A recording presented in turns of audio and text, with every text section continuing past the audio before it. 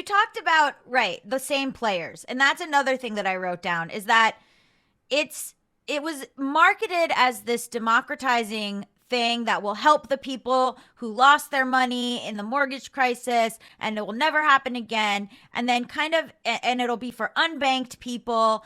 And like, instead, it's just sort of replicating this like new tool for existing wealth. These people who were already going to become rich or already were rich. It's like a playground for them. Winklevoss and I forget his name, but like, just, you know, it's like replicated the exact same systems of like people being rich for the sake of being rich. And those people you're talking about, like, you know, you don't know where every dollar is, but like those people don't know, they're so wealthy that like they don't know where all their money is. It's all in these different places.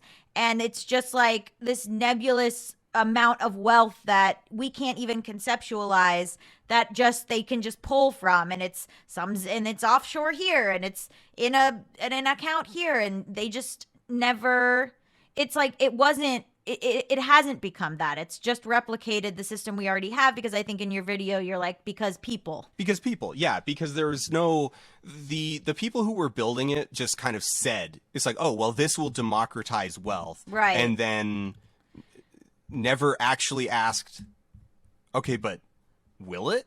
Yeah, and you showed these big rigs, and how everyone sort of talks about, oh, you know, crypto takes up a lot of energy, but you showed these videos and pictures where the room that you would need to have to be able to make the amount of money is not something someone who's going to KFC is going to have.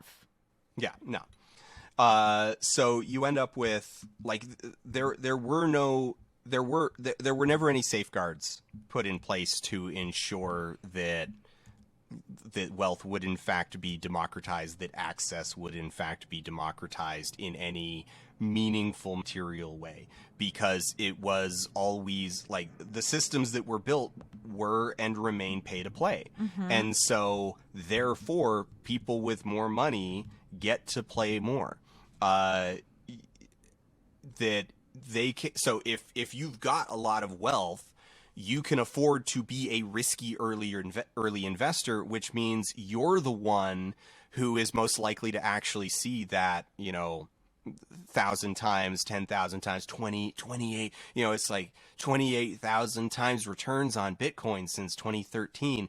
And it's like, but if you're not already rich, then, you know, your Bitcoin investment doubles, triples, quadruples, and you start going like, damn, I need that money. Like, I actually, like, I could use that right now to improve my life. Right. And maybe you do, and good for you, but you don't get to be the person who sees tens of thousands of times returns unless you're the kind of person who can in fact just sit there and be like, I don't know, let's just watch it for a bit and see what it does. If you need to be the kind of person who does not actually need that money. Yeah, you called it being the boot, I think, or like becoming the boot. Yeah, so that's kind of where people want to be. That it's like they want to be the person who's in that position, who like they want to be that person who can sit back and be a Winklevoss and just be like, okay, I'm going to put $10,000 into Limecoin just to see what happens, and if that $10,000 disappears, I don't care, because I just want to be the person who's in control of the economy. I want to be one of the people that the economy works for. I want to be the kind of person who can manipulate markets if I so choose. I want to be the kind of person you hear all about, how that it's like the wealthy, the ultra wealthy, that it's like once you're past like $25 million in wealth, right, you start paying proportionally less and less taxes, because it turns out that like 25 million is basically the break point where you suddenly gain access to this whole new class of financial instrument that allow you to mitigate risk, mitigate taxes, move stuff offshore, increase your complexity to the point that like people can't actually track down where your wealth is. Below that point, you still have a bank account. You still have an address that people can find you. Above that point, you're making $1 a year, right, and you don't have a bank account. You have a spending account that is refilled monthly based off of a micro loan that is leveraged against stocks that against your stock portfolio. And you have not touched a wage made dollar in a decade. Right. And people want, and like, we hear about this and we go, and it's like, you start going, it's like, I want to be, I want to be that guy.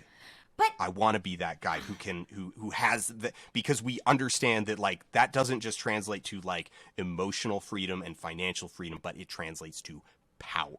well, this is the thing. I mean, this is just cooking in my head right now as you speak. So that's not very punk, is it?